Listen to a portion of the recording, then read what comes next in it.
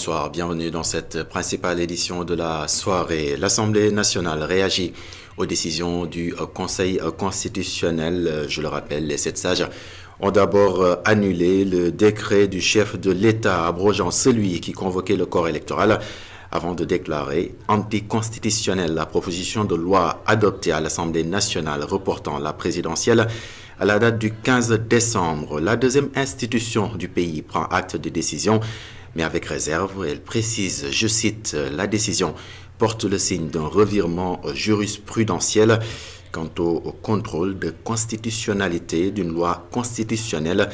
Aussi remet-elle en cause la souveraineté du pouvoir constituant de l'institution parlementaire. Fin de citation.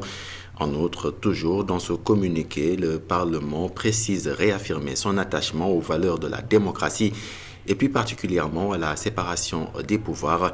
Son président souligne que la promesse républicaine ne sera pas trahie car, conclut-il, le Sénégal est au-dessus de tout.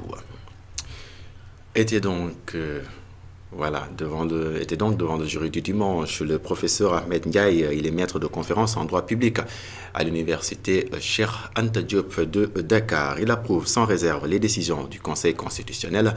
Le constitutionnaliste espérait par ailleurs que le Conseil constitutionnel fixe une nouvelle date pour l'échéance électorale. Quoi qu'il advienne, le mandat du chef de l'État prendra fin le 2 avril.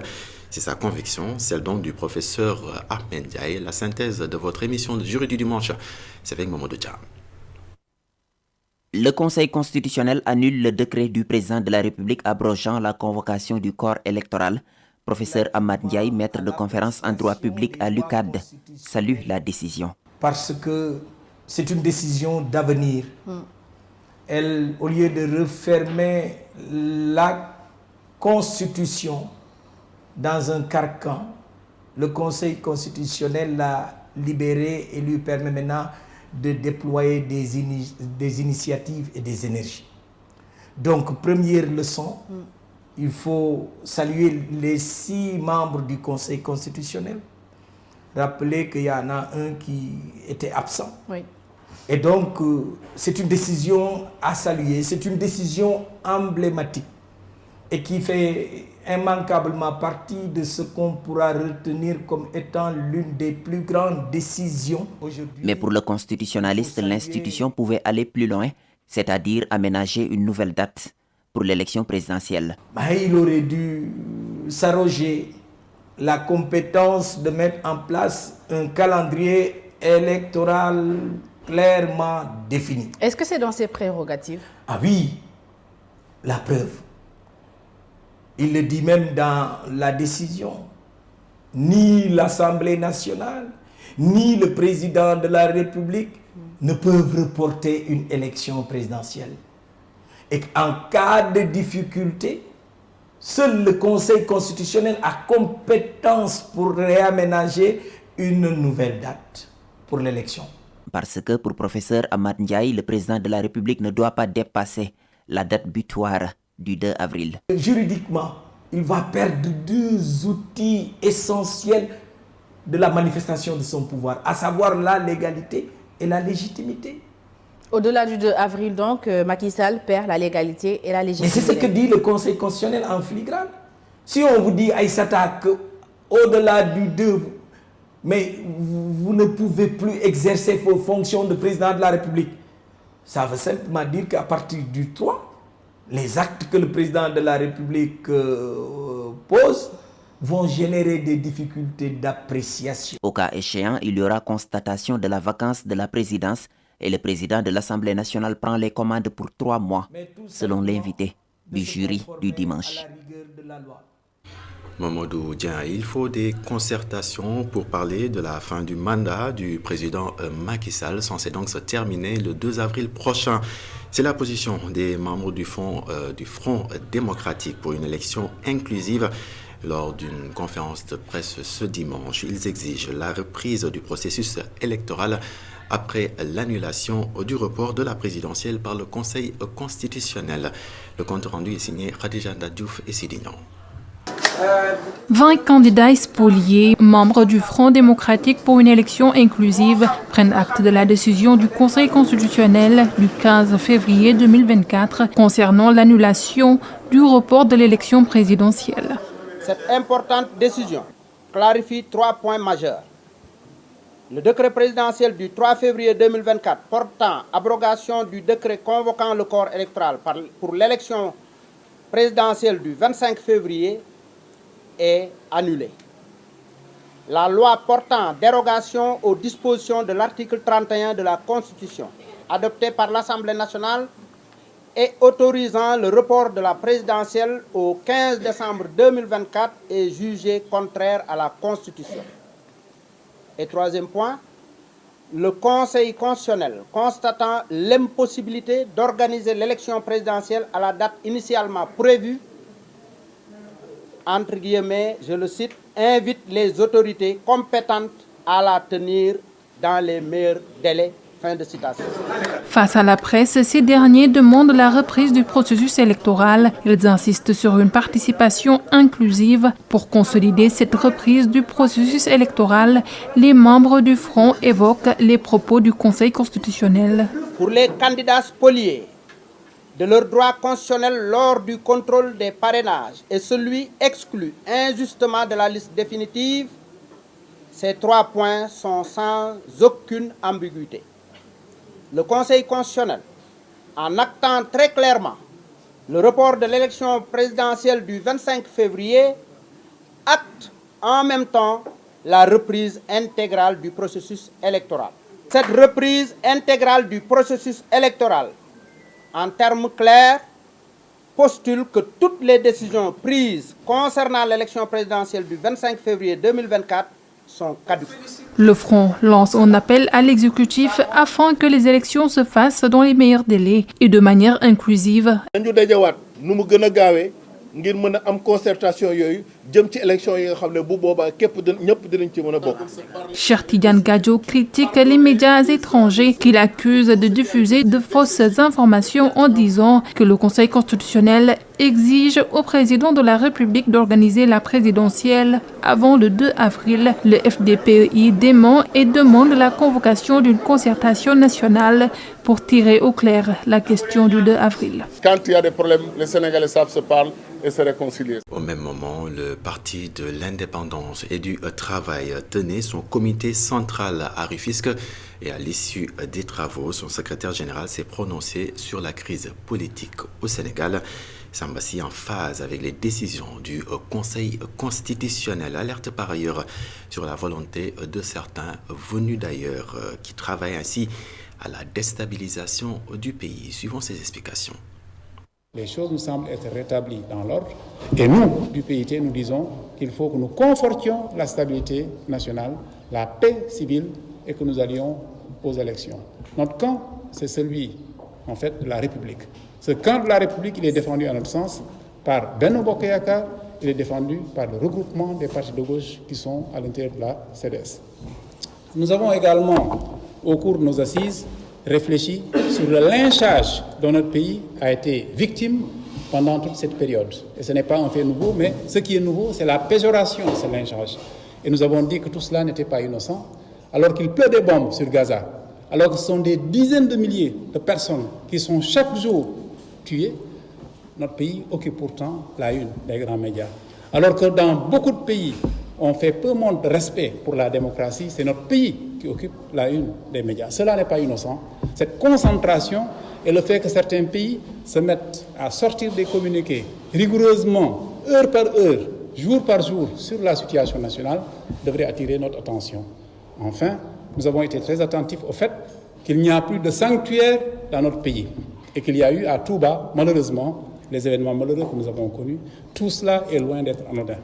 Retour devant le jury du dimanche. L'invité, je le rappelle, était le professeur Ahmed Ndiaye, maître de conférence en droit public à l'université Cheikh Anta Diop de Dakar. Il a déploré les accusations de corruption portées à l'encontre des juges du Conseil constitutionnel.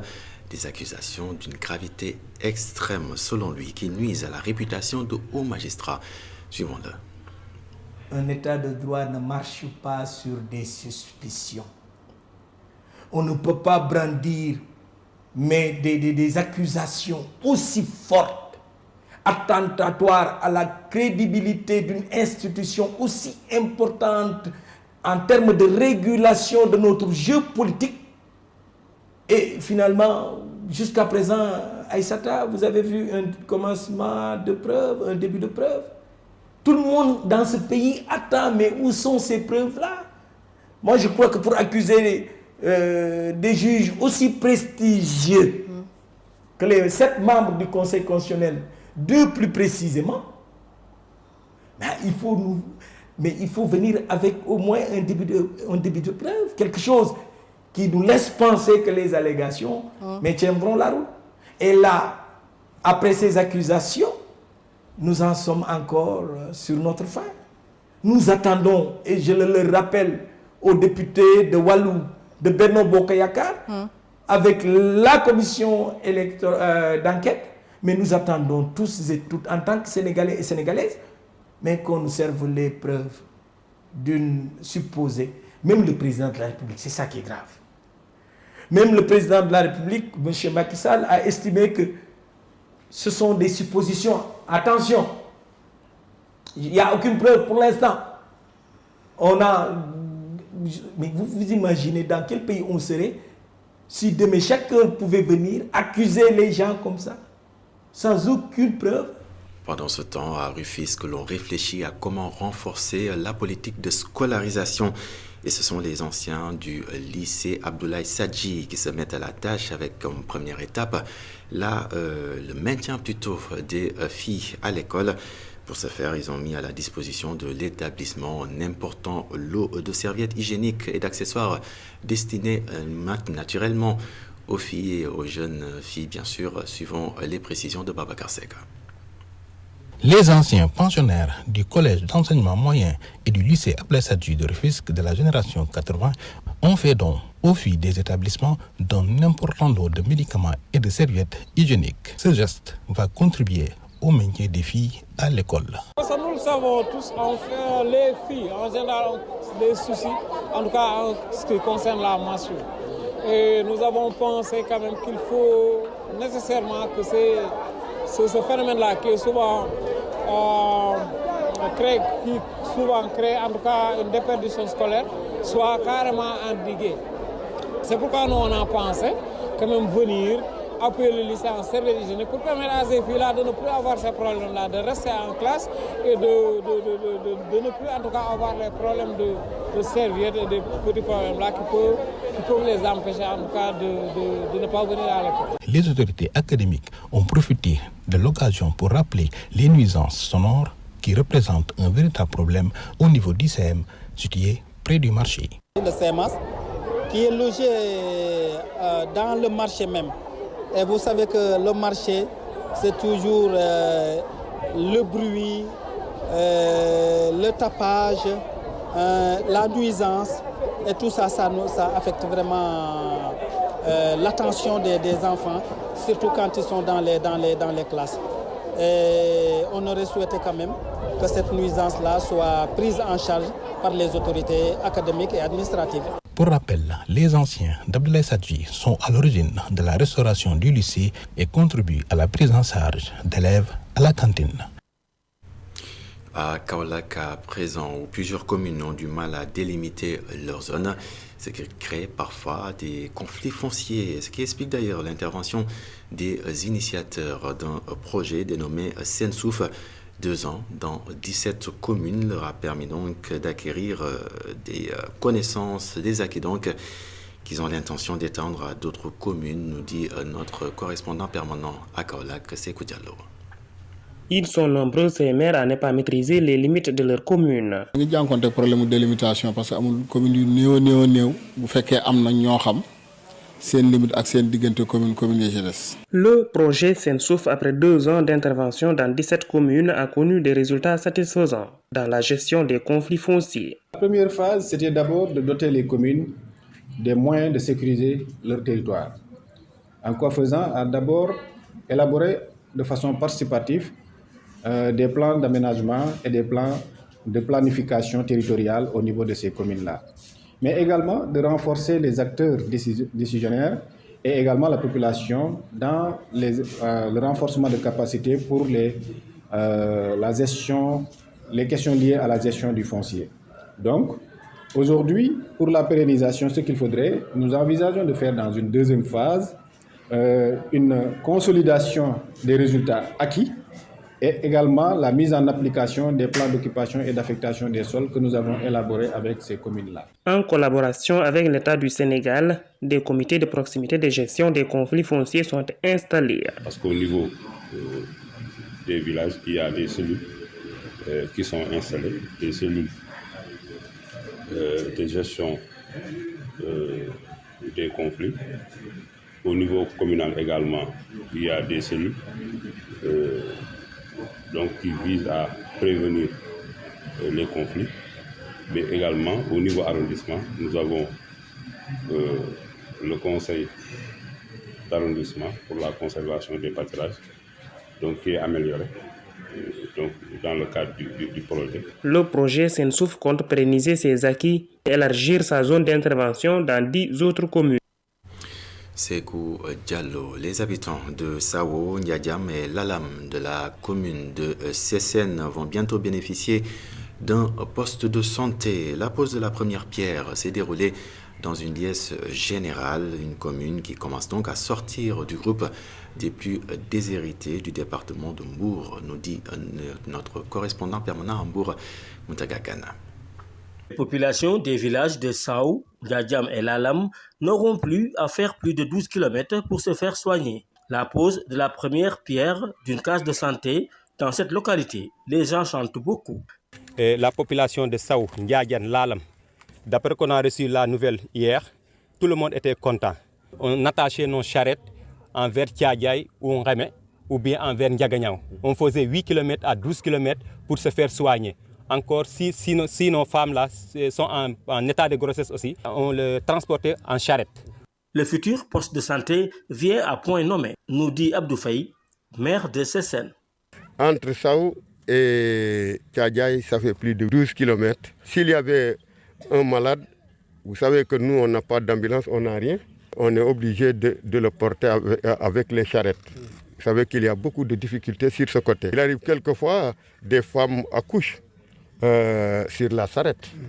La pose de la première pierre de ce poste de santé s'ajoute à 2 autres initiatives pareilles dans la commune. C'est l'année dernière qu'on avait posé une première pierre au niveau de 3 villages, Ndiéfer, Tataguinsere, Tataguinbambara. Cette fois-ci encore, l'État est en train de poser encore une autre pierre entre Sao, Lalam, Ndiadiam. Et dans moins d'1 mois encore, il y aura encore entre Yabo Yabo et Sakom. Et dans moins de 3 mois, il y aura entre Djokhar, Ndjoudjou et Ker Elaj. Avec l'érection du poste de santé de Sao et environ, les patients se passeront d'emprunter des charrettes pour se rendre à Tiadjaï, Nreme et Ndiaganyao, avec tous les risques qu'ils encourent. Dans le sud du pays, à présent, pour parler de culture, direction Brassou. Dans le Goudomp, c'est pour découvrir un griot. Son nom est Diali Foda. Il est considéré comme un grand maître de la rhétorique pour ce qui concerne la langue mandingue. Sur initiative du professeur Amadou Bouye Koutoudio, la vie et l'œuvre de la personne donc sont revisitées durant 48 heures. Et sur place, Ousmane Demba, notre correspondant permanent à Sédhiou, nous fait le point. Plus connu sous le nom de Diali Foda, Malan Touré reste une figure emblématique du Brassou, voire dans l'espace sénégambien. Son parcours est retracé dans un ouvrage intitulé Diali Foda, un maître de la rhétorique mandingue.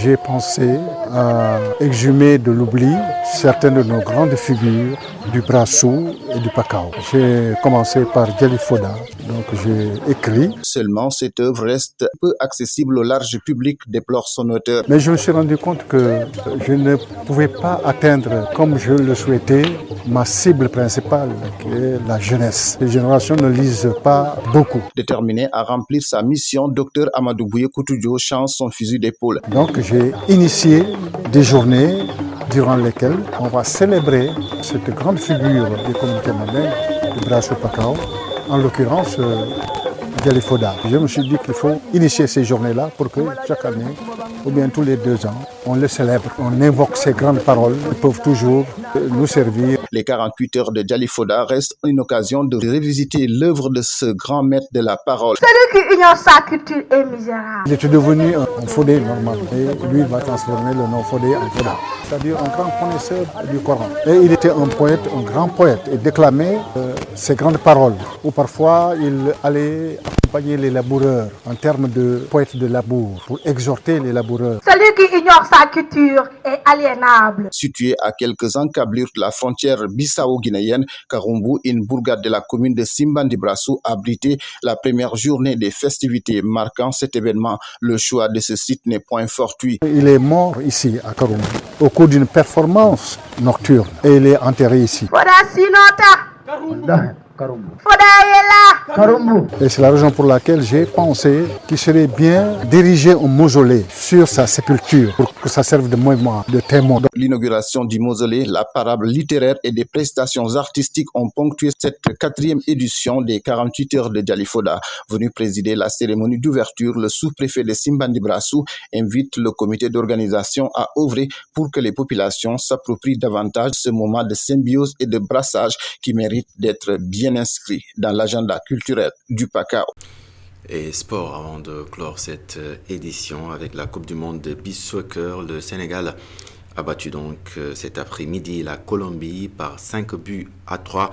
Une victoire qui relance le Sénégal dans la course à la qualification, menée 2-0 après le premier tiers-temps. Les Lions du Sénégal ont bien réagi pour l'emporter donc contre la Colombie ce dimanche, 5-3, score final, je le rappelle. Et après leur défaite inaugurale face à la Biélorussie, les hommes de Mamadou Diallo s'offrent donc une finale face aux Japonais dans le groupe C pour une place en quart de finale. C'est donc la fin de cette édition. Très heureux de vous l'avoir présenté. Excellente soirée, excellente suite des programmes sur la télévision d'ici et d'ailleurs. Prenez bien soin de vous.